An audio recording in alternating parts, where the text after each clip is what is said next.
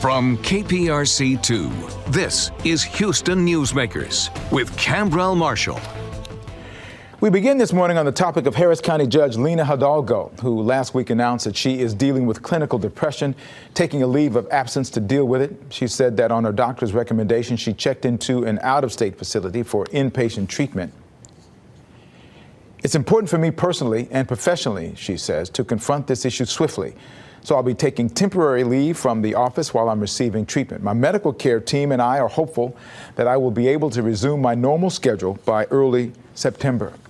Here this morning to provide some perspective is Audrey Omenson, licensed professional counselor and owner and founder of the Therapy Collective and a friend of this program. Yes. And when this topic came up, you're the first person I thought about in these matters. We can't go into specifics about Judge Hidalgo, but you can provide some information about depression. And so is there a big difference between clinical depression and depression? Well, part of it is just semantics, right? Like the languaging, the type of diagnosis, there can be varying degrees of severity. But I'd say for our conversation, clinical depression and depression are interchangeable terms. So what is it? I mean, we hear about depression all the time. I always see the advertisements where somebody looks down and they look out of sorts, that sort of thing. What is the definition of depression, both how we should perceive it and what the clinical definition is? Yeah, so with depression, it is a shift in a lot of different functions of both how we feel and also what's happening in our bodies, right? So part of it is a loss of energy, change in appetite, change in sleep, pervasive feeling of sadness or hopelessness. Sometimes it can include more of a numbness. I think a lot of times people think of depression as like, oh, I'm just really sad, but it's actually a lot deeper than that. It's really difficult to access motivation, hope, energy. Our functions for getting through things get a lot more difficult. That naturally occurring like energy and desire to go do things, be around people, tends to really shut down a lot. And the severity of what this looks like for people can really vary, right? Like some people can still go to work, do all the stuff, they can be functional, but internally they're feeling really flat and empty and hopeless. And then some, it can get severe to the point of like, I physically can't even get out of bed. So how do we recognize the signs when we may just be going from, hey, you know, I'm having a down day to where I might need professional help? Right. One of the important things is how long is it lasting and how much is it starting to interrupt your ability to do your regular life things, right? So for diagnostic purposes, you have to have several of the symptoms for at least 2 weeks or longer. So that's part of, if you go to a doctor or therapist, that's going to be some of what they're asking about is like, hey, what all are you experiencing?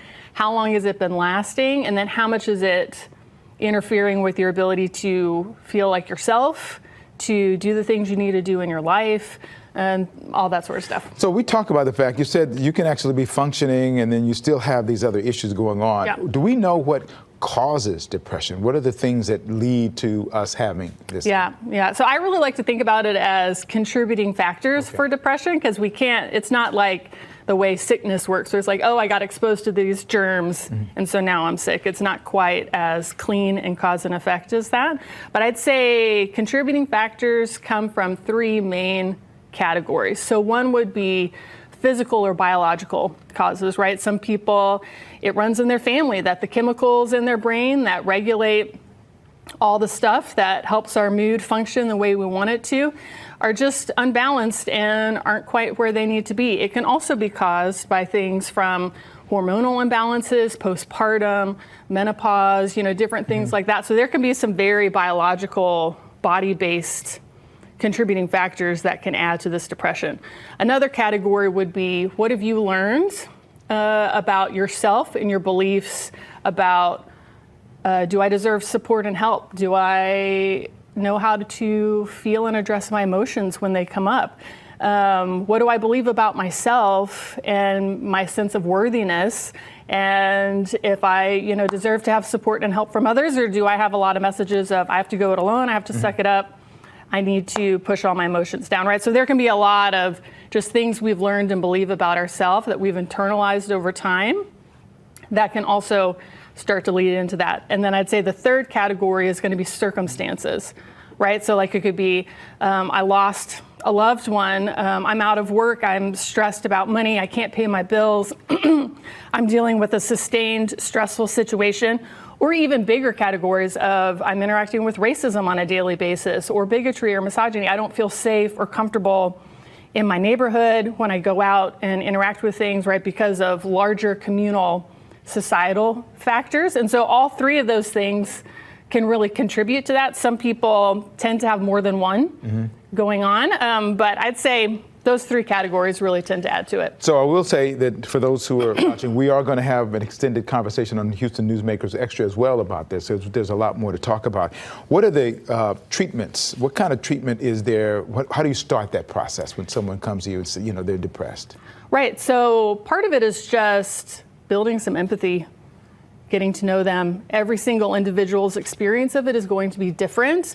All those contributing factors are going to be different.